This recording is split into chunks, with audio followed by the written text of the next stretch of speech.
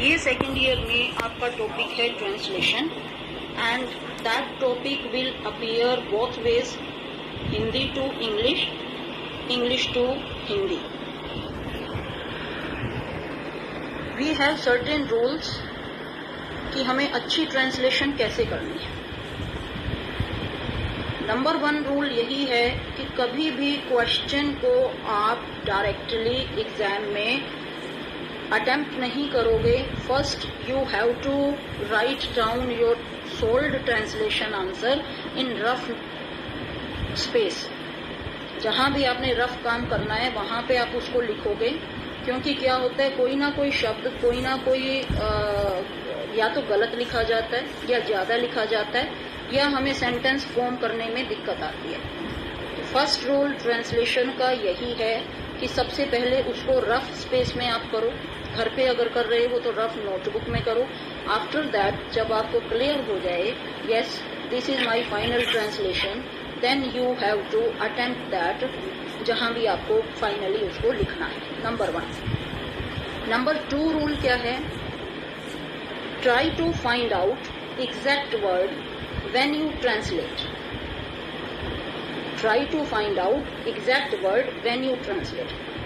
बहुत से शब्द होते हैं एकदम से एग्जैक्ट उनका ट्रांसलेशन, चाहे हिंदी टू इंग्लिश है चाहे इंग्लिश टू हिंदी है, हमें नहीं ध्यान में आता. कोशिश करो कि बिल्कुल एग्जैक्ट शब्द को उसी तरह से ट्रांसलेट करने की आप कोशिश करो. Number 3 rule, do not add or leave any word when you translate. जब भी आप ट्रांसलेट करते हैं कोई भी शब्द जब तक जरूरत नहीं है आप अपनी मर्जी से ऐड नहीं करेंगे. आप अपनी मर्जी से किसी शब्द को या सेंटेंस के किसी भी पोर्शन को आप छोड़ेंगे नहीं.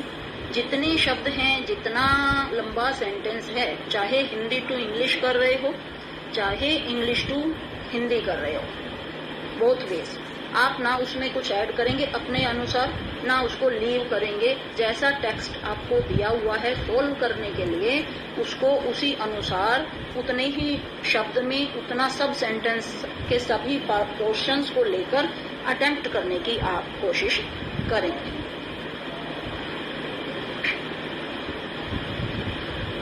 Now we will try to translate from Hindi to English of 2-3 lines.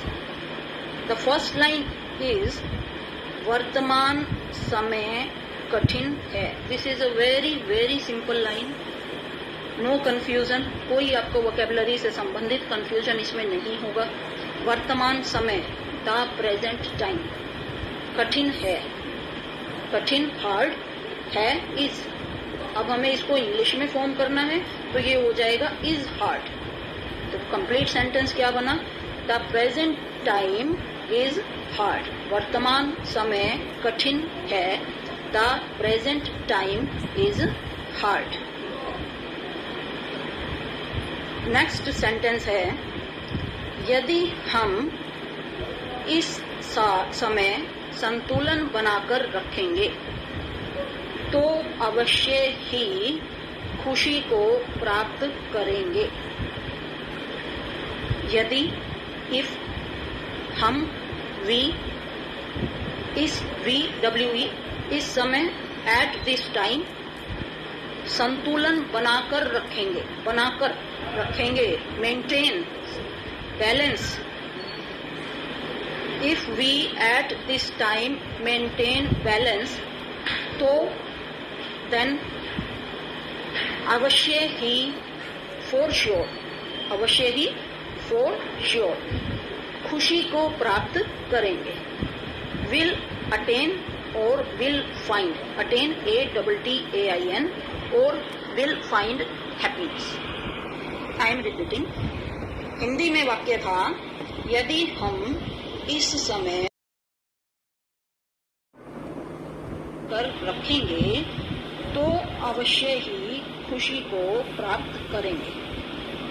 English में आपने बनाया if we at this time maintain balance then for sure will find happiness.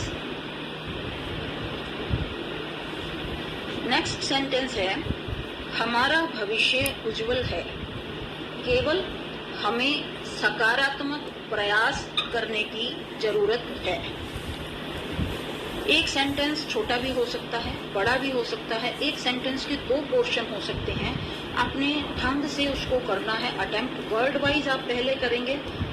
सब वर्ड्स की जब आपको इंग्लिश या जिस भी भाषा में आपको ट्रांसलेट करना, अगर इंग्लिश से हिंदी कर रहे हैं तो, और हिंदी से इंग्लिश कर रहे हैं तो भी सब वर्ड का ट्रांसलेशन आप सोचेंगे। उसके बाद आप सेंटेंस फॉर्मेशन में देखेंगे कि कहीं भी कोई टेंस से संबंधित, स्पेलिंग से संबंधित, फॉर्मेशन से संबंधित गलती हम नहीं कर रहे हैं। हमारा भविष्य उज्जवल है। नाउ एनी डाउट जो भी आपका इससे।